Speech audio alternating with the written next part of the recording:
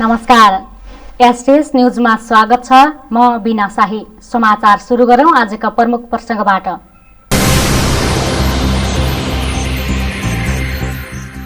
जनस्तरबाट लापरवाही बढ्दा सुदूरपश्चिममा कोरोना संक्रमण भयावह बन्दै। सार्वजनिक यातायात, भोज भतेर, विवाह पार्टी र सरकारी कार्यालयमा भिडभाड अत्याधिक।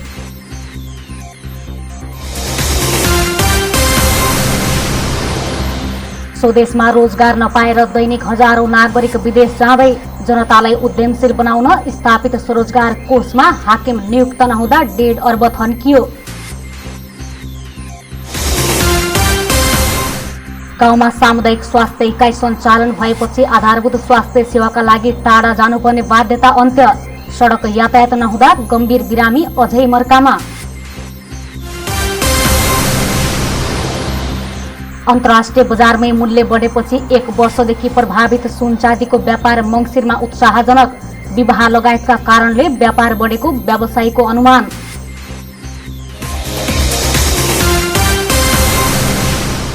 अब समाचार विस्तारमा। जनस्तरबाट लापरवाही बढ्दा सुदूरपश्चिममा कोरोना संक्रमण भयावह बन्दै गएको छ।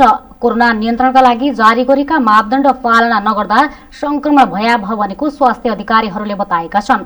सार्वजनिक यातायात, शिक्षण संस्था, कलकारखाना, उद्योग धन्दा, व्यापार व्यवसाय, बेहेजन्ती, सरकारी तथा निजी कार्यालय सबैतिर पूर्ववत भिडभाड बढेको छ। प्रदेशमा कोरोना संक्रमितको संख्या 12,200 नागेको छ। संक्रमित मध्ये 10,000 भन्दा बढीले कोरोना जितेका छन् भने 43 जनाको मृत्यु भएको छ।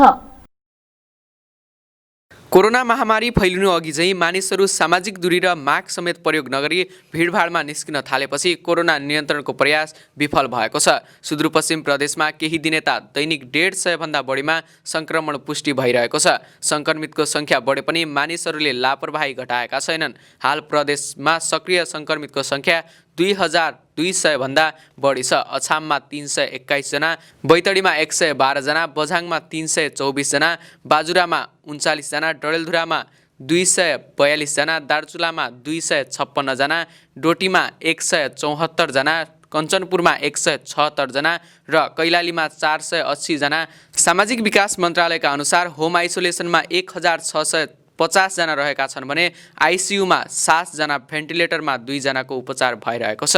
नागरिकले स्वास्थ्यका मापदण्ड पालना नगर्दा कोरोना संक्रमितको संख्या बढेको सामाजिक विकास मन्त्रालयका प्रवक्ता नरेन्द्र कार्कीले बताउनुभयो। जनस्वास्थ्य सुरक्षाका 3 वटा मापदण्डहरू मास्कको प्रयोग, एक आपसमा 6 फिटको दूरी कायम र साबुन पानीले हात धुने काममा लापरवाही बढेको छ।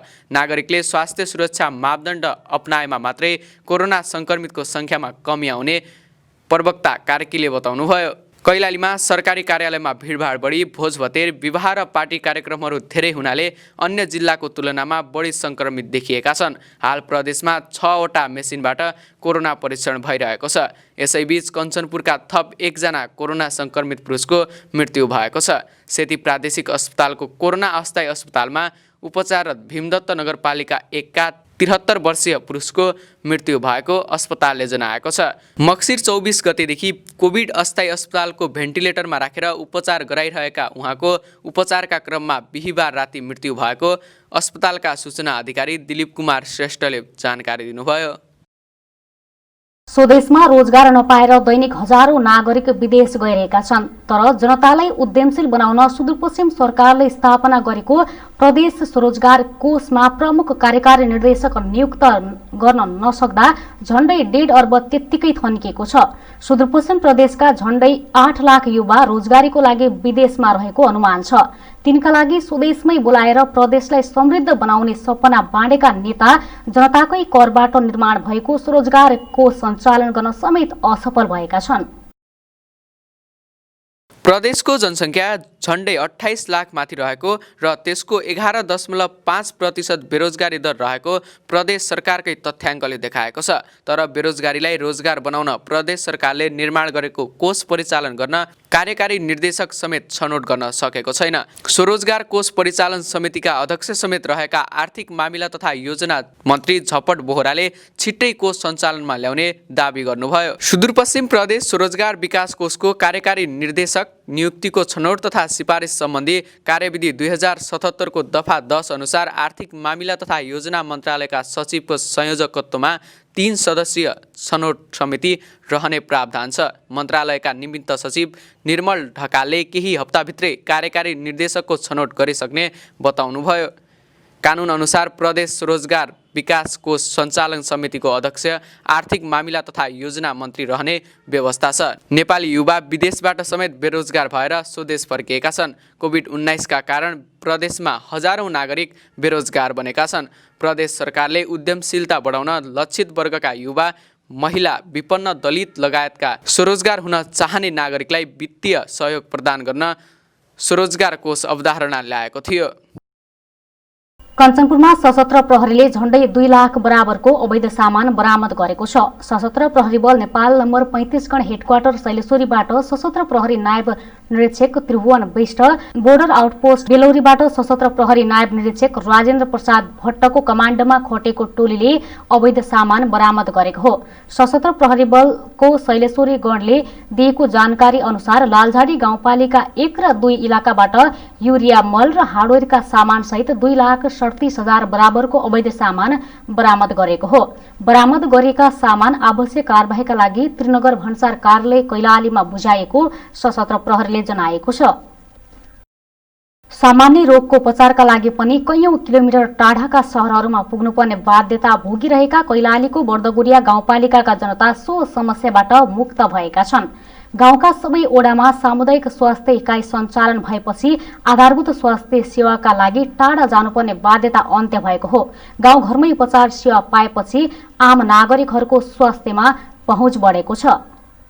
भौगोलिक बनावट र अन्य कारणबाट स्वास्थ्यमा सहज पहुँच नभएका कैलालीको बर्दगोरिया गाउँपालिका वडा नम्बर 3 का बासिन्दाको स्वास्थ्यमा पहुँच बढेको छ। स्थानीय सरकार आएसँगै वडामा सामुदायिक स्वास्थ्य इकाइ सञ्चालन गरी नागरिकहरूको घर दैलोमै स्वास्थ्य सेवा दिन थालिएको हो।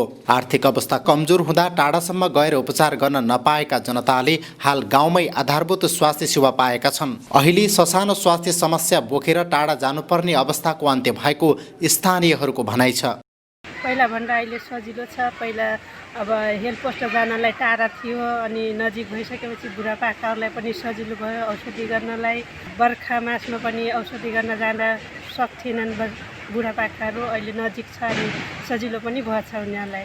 सजिलो सबै थोक सजिलै छ। यो ढालको बेरा दबाई मात्रै पाइयो भने रोटेर म यहाँ आएकी हुँ। त्यहाँमाथि यो ढालको दबाई अहिले भन्दैछु उठी बसी सक्दैन भयो। अस्पताल पनि थिएन, त्यसको लागि हामीलाई धेरै अप्ठ्यारो हुन्थ्यो। कतिपय यहाँ सुत्केरी भयो, बुढापाका बिरामी हुँदा पनि हामीले यहाँबाट धेरै टाढा लिएर जानुपर्ने हुन्थ्यो। अहिले यो ठाउँमा स्थानीय सरकार आइसकेपछि हामीले धेरै कुराहरू राम्रो पाएका छौँ।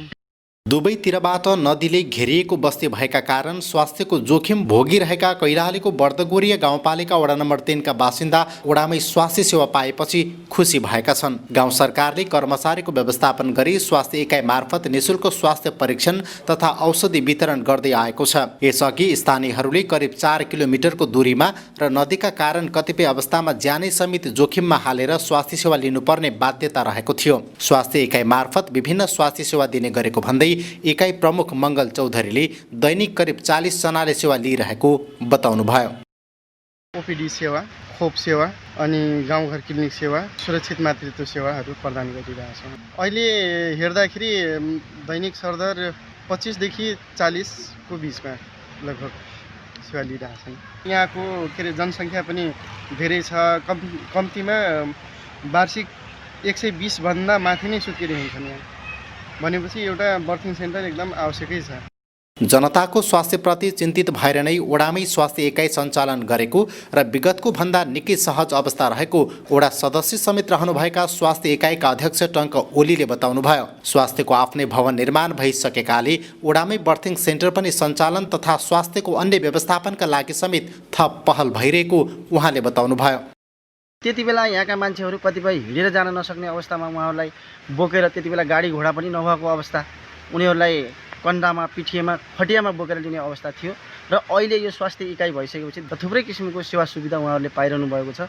अलिकति समस्या यहाँ के छ भने बर्थिङ सेन्टरको लागि अलिकति कम छ, अभाव छ। त्यो हामीले वडा हुँदै गाउँपालिकाबाट माग गरेको छन्। पहिलाको जनसङ्ख्याको मापदण्ड अलिकति नपुगेको हुँदाखेरि मात्रै यहाँ नपुग्या हो। अहिले अब यो अहिलेको जनसङ्ख्यालाई कोड गरेर गयौँ भनेपछि अहिलेको यो मापदण्ड चाहिँ पुगिसकेको छ। हामीले यसको लागि अब तुरुन्तै गाउँपालिकादेखि प्रदेश सरकार हुँदै सङ्घीय सरकारका माननीयहरू मार्फत यो वडा नम्बर 3 मा तुरुन्तै यो आर्थिक वर्ष नभए अर्को वर्षसम्म हामीले यहाँ बर्थिङ सेन्टरको स्थापना गर्छौँ। म यो स्वास्थ्य इकाइको अध्यक्ष भएको कारणले गर्दा पनि मैले आफूले सके जति र आफूले भए जति उहाँहरूसँग कोर्डिनेसन गरेर यो चाहिँ हामीले तुरुन्तै 1-1.5 वर्षभित्रै त्यो बर्थिङ सेन्टर सञ्चालन गर्छौँ। नागरिकहरूको स्वास्थ्यमा पहुँच बढ्दै जानु सकारात्मक पक्ष भए पनि वर्षातको समयमा आपतकालीन अवस्थाका बिरामीहरूले भने जोखिम मोल्नुपर्ने बाध्यताको अन्त्य हुन सकेको छैन। काँडा र कोइरा नदीले घेरिएको सो ओडामा दीर्घरोगी, गर्भवती तथा अन्य आपतकालीन अवस्थाका बिरामीलाई ट्युब तथा खटियामा राखेर नदी तार्नुपर्ने बाध्यता छ। सहज आवागमनको व्यवस्था नहुँदा कैयौं बिरामीले अकालमै ज्यान गुमाएका छन्। यो अवस्थाको अन्त्य गर्न नदीमा पुल निर्माण भए स्थानीयहरूको जोखिम कम हुने अपेक्षा गरिएको छ। Loku Singh Thakuri, STS news, Bardagoriya. धनगढीमा मोटरसाइकल र स्कुटर ठोकिँदा दुर्घटना भएको छ। धनगढी उपमहानगरपालिका 7 मनहेरा स्थित सडक खण्डमा सुदूरपश्चिम प्रदेश 812 नम्बरको स्कुटर र म1 प 7171 नम्बरको मोटरसाइकल एक आपसमा ठोकिँदा 2 जना घाइते भएको प्रहरीले जनाएको छ। जिल्ला प्रहरी कार्यालयका प्रवक्ता प्रहरी नायब परीक्षक प्रतीक विष्टले दुर्घटनामा मोटरसाइकल चालक कञ्चनपुरको भीमदत्त नगरपालिका 7 का 28 वर्षीय जगत जागरी र स्कुटर चालक धनगढी 7 का 68 वर्षीय भोला प्रसाद नेपाल घाइते भएको बताउनुभयो। यसैबीच बझाङको बिथरचिर गाउँपालिका 9 सुनकुडामा बसको ठक्करबाट एक बालिकाको मृत्यु भएको छ। चैनपुरबाट महेन्द्रनगर आउँदै गरेको ना 6ख 1795 नम्बरको बसले ठक्कर दिँदा 2 वर्षीय दीपिका विष्टको मृत्यु भएको प्रहरीले जनाएको छ। चालक दीपक बोहरा र बसलाई स्याडी प्रहरी चौकीले नियन्त्रणमा लिएको छ। STS न्यूजमा एकैछिन ब्रेकमा जानुअघि प्रमुख समाचार पुनः एकपटक।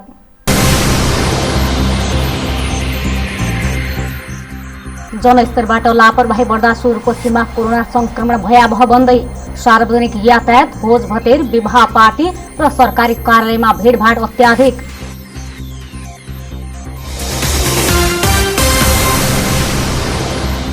स्वदेशमा रोजगार नपाएर दैनिक हजारौं नागरिक विदेश जाँदै जनतालाई उद्यमशील बनाउन स्थापित स्वरोजगार कोषमा हाकिम नियुक्त नहुँदा 1.5 अर्ब थन्कियो।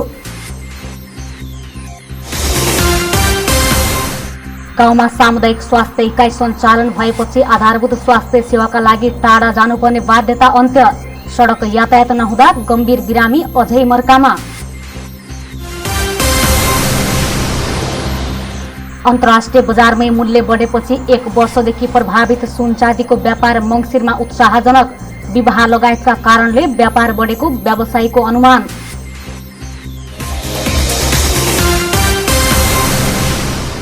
ब्रेकपछि STS न्यूजमा स्वागत छ। अब बाँकी समाचार। लामो समयदेखि कारोबार ठप्प हुँदा थला परेको सुनचाँदी व्यवसाय मङ्सिरमा भने फस्ट आएको छ। हिन्दू नारीहरूको मुख्य पर्वका रूपमा स्थापित तीज र महान चाड दशैं तथा तिहारमा समेत कारोबार नहुँदा व्यवसायीहरू चिन्तित बनेका थिए। तर विवाहको मौसम सुरु भएपछि माग धान्न नसकिने गरी कारोबार बढेको सुनचाँदी व्यवसायीहरूले बताएका छन्। अन्तर्राष्ट्रिय बजारमै मूल्य बढेपछि झण्डै 1 वर्षदेखि प्रभावित सुनचाँदीको व्यापार मङ्सिर महिनामा भने उत्साहजनक रूपमा वृद्धि भएको छ। मङ्सिर महिना विवाहका लागि उत्तम मानिन्छ। सोही कारण सुनचाँदीको व्यापारले गति लिएको व्यवसायीले बताएका छन्। कोरोना महामारीको प्रभावले वैशाख, जेठ तथा असारमा रोकिएका विवाह समेत मङ्सिरमा भइरहेकाले यस महिना सुनको कारोबार बढेको सुनचाँदी व्यवसायी मानसिंह विश्वकर्माले बताउनुभयो। महामारीको अवस्थामा चाहिँ ज्यादै भिडभाड त्यस्तो त छ, पहिला जस्तो भिडभाड त छैन। तर चाहिँ नि अब अलिअलि फटाफुटु गहनाहरू चाहिँ थोरै मूल्यका गहनाहरू चालु एकदमै चालु भयो अहिले चाहिँ नि यो मङ्सिर महिनामा। अब अहिले त आज त अब 26 गते हो, क्या अन्तिम भइसक्यो। अब भोलिसम्म अलिअलि हुन्छ, तर चाहिँ नि राम्रो कारोबार बढ्यो सुनचाँदीको छ। तर अलिक सुन किन्न पाइएन, अलिक समस्या गाह्रो, सुन पाइएन, अभाव हो, एकदमै अभाव। यो नेपालभरि अभाव छ। विशेष गरी सुन चाँदीको व्यापार तीज, दशैं तिहार र विवाह जस्ता शुभ कार्यमा बढी हुन्छ। विगतका वर्षहरू जस्तै यस वर्ष पनि सुनको कारोबार हुनुपर्ने हो, तर विश्वव्यापी महामारीका रूपमा फैलिएको कोरोना भाइरस कोभिड-19 का कारण जारी लकडाउन पश्चात सुन चाँदीको व्यापार शून्य भयो। यद्यपि मङ्सिर अर्थात् लगनको समय सुरु भएपछि भने माग धान्नै नसकिने गरी कारोबार भइरहेको व्यवसायी आशिष गहतराजको भनाइ छ। अहिले सुनको मूल्यमा समेत केही गिरावट आएकाले ग्राहकको आकर्षण बढेको उहाँले बताउनुभयो। कारोबार त बढेर गइरहेछ, तर चाहिँ सुनको भाउ चाहिँ अब यो समयमा पनि घटेको कारणले गर्दा त्यसले गर्दा सुनको भाउ बजारमा चाहिँ पाउन सक्ने चाहिँ भइरहेको छ। माग धान्न नसकेको अवस्था नै हो। अहिले चाहिँ नेपालभरि नै भनौँ, अब जो चाहिँ मासुले बढाउनुपर्ने चाहिँ कोटा हुन्छ त्यसलाई चाहिँ बढाउन सकेको छैन मासु। कोरोना रोकथाम तथा नियन्त्रणका लागि भन्दै सरकारले भिडभाड तथा सामूहिक जमघटमा रोक लगाएपछि वैशाखमा हुनुपर्ने वैवाहिक कार्यहरू हुन सकेनन्। यस्तै सुनको सबैभन्दा बढी कारोबार हुने समय तीज पर्वमा समेत कोरोना महामारीको जोखिम कायमै रहेकाले सोचे अनुरूप व्यापार नभएको व्यवसायीहरू बताउँछन्। धनगढी चौराहा नजिकै सुन चाँदी व्यवसाय गर्दै आउनुभएका अर्का व्यवसायी सन्तोष लामिछानेले मङ्सिर महिनामा यस वर्षकै सबैभन्दा बढी कारोबार भएको बताउनुभयो। मङ्सिरमा चाहिँ व्यापक बढी नै भयो, व्यापारमा चाहिँ बढी नै भयो, किनभने माघ फागुनमा लागन नभएको अवस्था र वैशाख जेठ असारदेखि लिएर जो सिजनको समय थियो तीज दसैँ तिहारमा अलि लकडाउन भएको कारणले गर्दा अहिले चाहिँ 81 व्यापार बढेको हो। बजारमा सुन चाँदीको माग बढिरहेको भए पनि माग अनुसार आपूर्ति गर्न नसकेको व्यवसायको गुनासो छ। लकडाउनमा कारोबार शून्य भएपछि नेपाल राष्ट्र बैङ्कले हाल दैनिक झण्डै 10 किलोग्राम मात्रै सुन बजारमा पठाउने गरेको छ। यद्यपि सो परिमाणले अहिले माग धान्न नसकिने उनीहरूको बचाइ छ। लगनको समय सकिएसँगै अब भने कारोबार घट्दै जाने व्यवसायीहरूको अनुमान छ। Arjun Bohara, STS news, Dhangadhi. धनगढीमा गरेको परीक्षणमा सुदूरपश्चिमका थप 30 जनामा कोरोना भाइरसको संक्रमण पुष्टि भएको छ। सेती प्रादेशिक अस्पतालको प्रयोगशालामा पछिल्लो 24 घण्टामा परीक्षण गरेका 184 नमुना मध्ये 30 जनामा संक्रमण पुष्टि भएको हो। अस्पतालका सूचना अधिकारी दिलीप कुमार श्रेष्ठका अनुसार कैलालीका 11 सहित सुदूरपश्चिमका थप 30 जनामा संक्रमण पुष्टि भएको जानकारी दिनुभयो। उहाँले धनगढी उपमहानगरपालिकाका 8 जना, कैलाली गाउँपालिकाका 1 जना, गोदावरी नगरपालिकाका 1 जना, बर्दगुरिया गाउँपालिकाका 1 जना, बझाङका 1 जना र बैतडीका 1 जनामा संक्रमण पुष्टि भएको बताउनुभयो। यस्तै कञ्चनपुरको बेलौरी नगरपालिकाका 12 जना, बेतकोट नगरपालिकाका 2 जना, पुनर्वास नगरपालिकाका 1 जना र डोटीका 1 जना गरी 30 जनामा संक्रमण पुष्टि भएको सूचना अधिकारी श्रेष्ठले जानकारी दिनुभयो। यस्तै सेती प्रादेशिक अस्पतालको कोरोना अस्थायी अस्पतालमा उपचाररत थप 1 जना कोरोना संक्रमितको मृत्यु भएको छ। प्रादेशिक अस्पतालका अनुसार कोभिड अस्थायी अस्पतालको भेन्टिलेटरमा उपचाररत कञ्चनपुरको भीमतत्व नगरपालिका 1 का 73 वर्षीय पुरुषको मृत्यु भएको हो। मङ्सिर 24 गते कोरोना संक्रमण पुष्टि भएपछि अस्पताल भर्ना भएका उनको गैराती मृत्यु भएको हो। यो सँगै सुदूरपश्चिममा कोरोना संक्रमणबाट मृत्यु हुनेको संख्या 61 पुगेको छ। कैलालीमा लगाएको तोरी बालीमा करौते झिंगाको लार्वा तथा लाही किरा लाग्ने समस्या देखिएको छ। तोरीको कोसा लाग्ने र पसाउने समयमा किराले कोसा खाएर सखा पार्न थालेपछि किसानहरू चिन्तित बनेका छन्। 1.5 बिघा जमिनमा रोपिएको तोरीमा किरा लाग्ने समस्या देखिएको र किरा नियन्त्रण गर्न समस्या भएकोले कैलाली गाउँपालिका 6 बैनौलीका कृषक सोमलाल डगौरा थारूले बताउनुभयो। तोरीको कोसा लाग्ने बेलामा हरियो किराले कोसै खाइदिने समस्या प्रमुख रूपमा देखिएको उहाँले बताउनुभयो। यता कृषि ज्ञान केन्द्र धनगढीका प्रमुख खगेन्द्र राज शर्माले तराईको विभिन्न क्षेत्रमा किराले तोरी बालीमा असर पारेको जानकारी आएको भन्दै त्यसको उपचार पनि सम्भव भएको बताउनुभयो। सामान्यतया घरेलु प्रविधि तथा जैविक औषधिले नियन्त्रण गर्न सकिने भएकोले नीमबाट बनेको औषधि छर्कन उहाँले सुझाव दिनुभयो। कैलालीको भजनी नगरपालिकामा स्वास्थ्य चौकीको भवन निर्माणको लागि स्थानीयले जग्गा दान गरेका छन्। वडा नम्बर 3 का शैलेन्द्र भारद्वाज र हेमेन्द्र भारद्वाजले हुलाकी सडकसँग जोडिएको 2 कट्टा जमिन दान गरेका हुन्। जग्गा दान प्राप्ति भएसँगै सो स्वास्थ्य चौकीको भवन प्रदेश सभा सदस्य बिरमान चौधरीले शिलान्यास समेत गर्नुभयो। 42 लाखको लागतमा 6 कोठे भवन निर्माण हुन लागेको वडा कार्यालयले जनाएको छ। समाचार सक्नुअघि अन्तमा मुख्य समाचार पुनः एकपटक।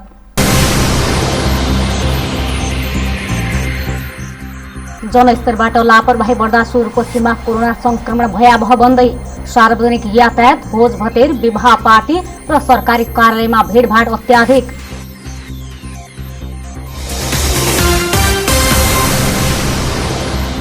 स्वदेशमा रोजगार नपाएर दैनिक हजारौं नागरिक विदेश जाँदै, जनतालाई उद्यमशील बनाउन स्थापित स्वरोजगार कोषमा हाकिम नियुक्त नहुँदा 1.5 अर्ब थन्कियो। गाउँमा सामुदायिक स्वास्थ्य इकाइ सञ्चालन भएपछि आधारभूत स्वास्थ्य सेवाका लागि टाढा जानुपर्ने बाध्यता अन्त्य। सडक यातायात नहुँदा गम्भीर बिरामी अझै मर्कामा। अन्तर्राष्ट्रिय बजारमै मूल्य बढेपछि 1 वर्षदेखि प्रभावित सुन चाँदीको व्यापार मङ्सिरमा उत्साहजनक। विवाह लगायतका कारणले व्यापार बढेको व्यवसायीको अनुमान।